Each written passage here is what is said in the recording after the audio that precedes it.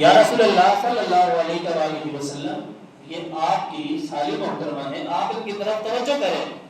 آپ نے توجہ کیوں پھیر لی ہے؟ تو وہاں میرے نبی کا تاریخی جملہ تھا. میرے نبی ارشاد فرماتے ہیں عائشہ اسے کہو اگر اس نے دوبارہ میرے حرم میں میرے گھر میں آنا ہے تو اپنے کپڑوں کا انگلیاں درست کر کے آئے.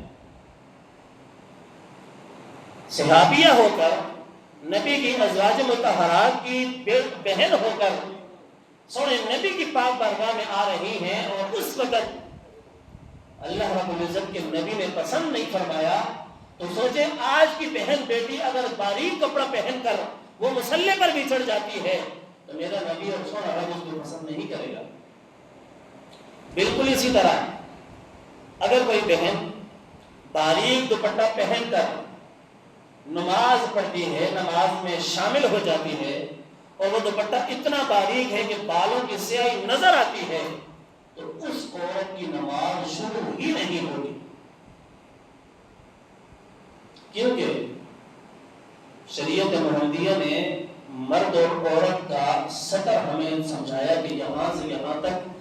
مرد کا جسم ڈھانپنا فرض ضروری ہے، اور یہاں سے یہاں تک عورت کا جسم ڈھانپنا ضروری ہے. مرد کے لیے ناف سے لے کر گھٹنوں تک یہ جسم کا ایریا چھپانا ہر حالت میں مرد کے لیے فرض اور لازم اور ضروری ہے.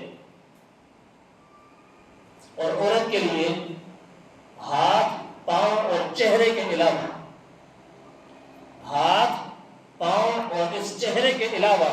سارا کا سارا بدن اللہ رب العزت کے سونے نبی کی شریعت محمدیہ میں طہارت یعنی ستر قرار دیا گیا ہے، چھپانا لازم قرار دیا گیا ہے. اب آپ خود فیصلہ کر لیں کہ جو ہماری بہن بیٹی بیوی وہ دوپٹہ پہن رہی ہے یا وہ کپڑے پہن رہی ہے کہ جس سے اس کا جسم ظاہر ہوتا ہے، اس کے بالوں کی سیاہی ظاہر ہوتی ہے،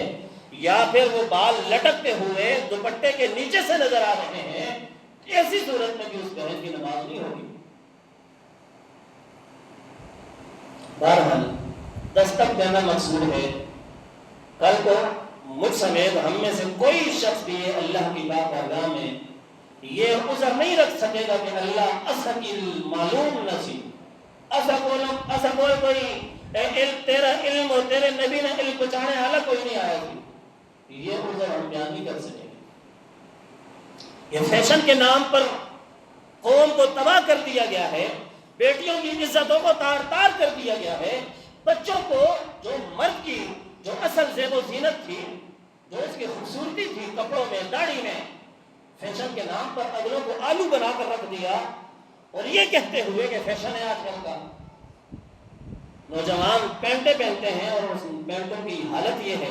کبھی ان گھٹنوں سے کٹا ہوا ہے، کبھی پیچھے سے اس کی دوبر نظر آ رہی ہے، کبھی اس کی آدھی آدھی پنڈلیاں نظر آ رہی ہیں. اللہ کے بندے یہ کون سا لباس ہے؟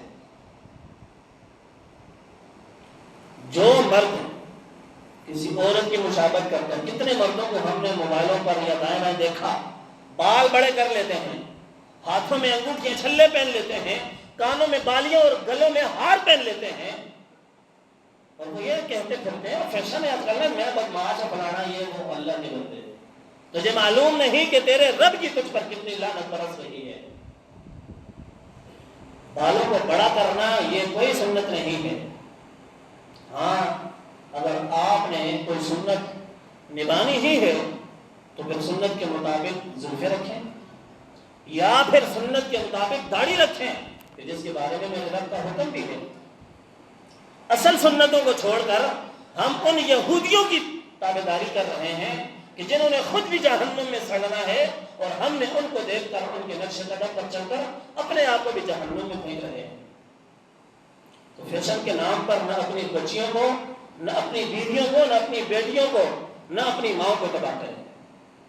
کل کو ہم سب نے حساب دینا ہے.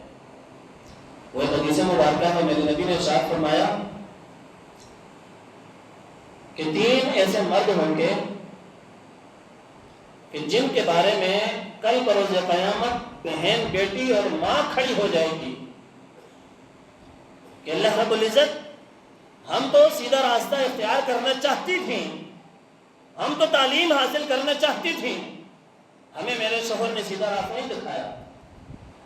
بیٹی کہے گی میرے باپ نے مجھے سیدھا راستہ نہیں دکھایا، ماں کہے گی میرے بیٹے نے مجھے سیدھا راستہ نہیں دکھایا، بہن کہے گی میرے بھائی نے مجھے سیدھا راستہ نہیں دکھایا، میں غلط راستے پر چل رہی تھی، میرا ہاتھ پکڑ کر میرے باپ نے نہیں روکا، میں غلط راستے پر چل رہی تھی، میرے شوہر نے مجھے نہیں روکا، میں غلط راستے پر چل رہی تھی، میرے بھائی نے میرا ہاتھ نہیں پکڑا۔ ایسے 4 مردوں کو اللہ رب العزت ان عورتوں سے پہلے جہنم میں پھینکے گا، اور وہ یقیناً ہم میں سے کوئی نہ کوئی، اللہ نہ کرے کہ کوئی ایسا پیدا ہو جائے۔ بہرحال دوسرا گناہ دیوس، اس کے بارے میں میرے نبی ارشاد فرماتے ہیں کہ دیوس اس شخص کو کہا جاتا ہے کہ جس کے